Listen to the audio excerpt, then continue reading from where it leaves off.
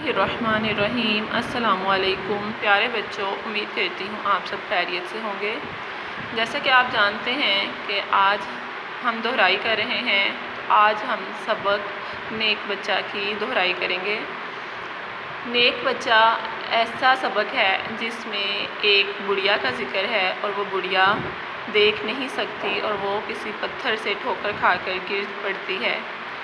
تمام بچے اسے دیکھ کر ہنستے ہیں، لیکن ایک بچہ انہیں دیکھ کر ہنستا نہیں اور نہ ہی ان کا مذاق اڑاتا ہے، بلکہ دوڑ کے ان کے پاس چلا جاتا ہے اور ان سے پوچھتا ہے کہ اماں آپ کو کہاں جانا ہے، مجھے بتائیے، میں آپ کو چھوڑ آتا ہوں۔ اماں اسے بہت سی دعائیں دیتی ہے۔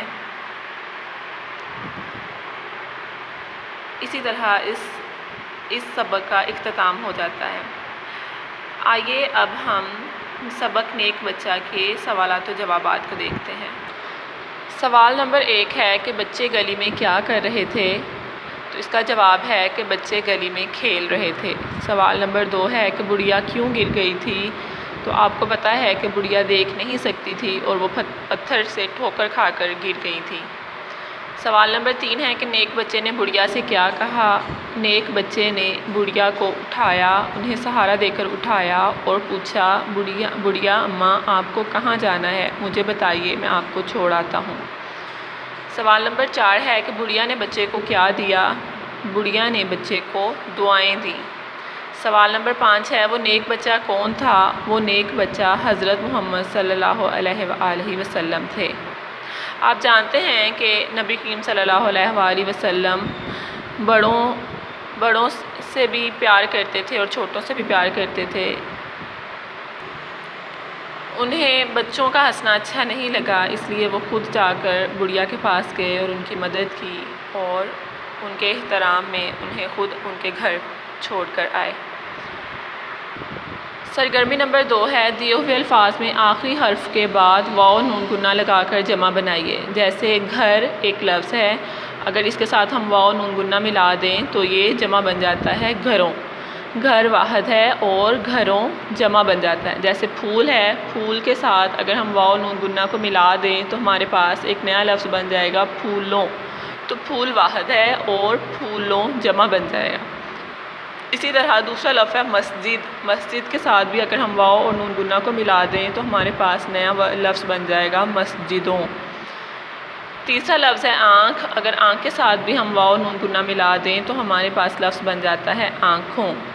چونکہ ہم دہرائی کر رہے ہیں، امید کرتی ہوں کہ آپ یہ کام خود اچھے طریقے سے سر انجام دے سکتے ہیں۔ سرگرمی نمبر 3 ہے قواعد مذکر کو درست مونث سے ملائیے۔ مذکر کا مونث کیا ہے؟ مذکر کسے کہتے ہیں؟ مذکر کہتے ہیں میل کو اور مونث کہتے ہیں فیمیل کو، یعنی مذکر مرد کو کہتے ہیں اور مونث عورت کو کہتے ہیں۔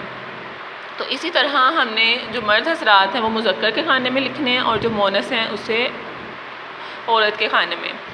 اور اب ہم نے ان دونوں کو آپس میں ملانا ہے، مذکر کو مونث سے ملانا ہے۔ جیسے بوڑھا، اس کی مونث کیا ہے؟ بوڑھی۔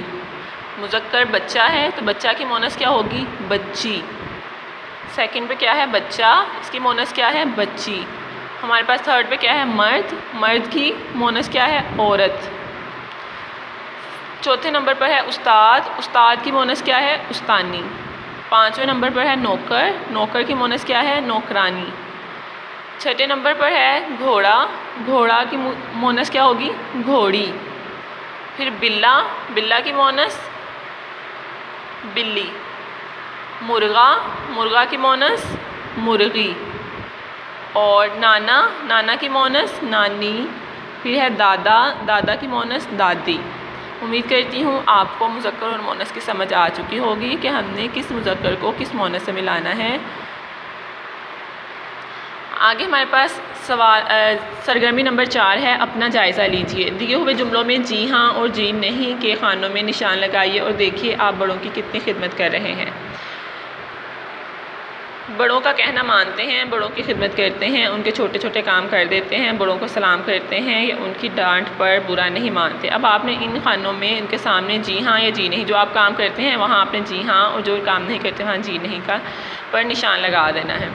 امید کرتی ہوں آپ کو آج کے سبق کی اچھی طرح سے سمجھ آ چکی ہوگی۔ پیارے طالبات، آپ نے اس سبق کو یاد کرنا ہے اور اس کی اچھے طریقے سے دہرائی کرنی ہے۔ آپ کا آج کا کام یہی ہے کہ آپ نے سبق نیک بچہ کی دہرائی کرنی ہے، سبق کی پڑھائی کرنی ہے اور اس کی املا لکھ کر آپ نے اسے گروپ میں شیئر کرنا ہے، یعنی سبق نیک بچہ کی پڑھائی کرنی ہے اور اس کی املا لکھ کر آپ نے گروپ میں شیئر کرنی ہے۔ امید کرتی ہوں آپ یہ کام اچھے طریقے سے کریں گے۔ اپنا خیال رکھیے۔ اللہ حافظ۔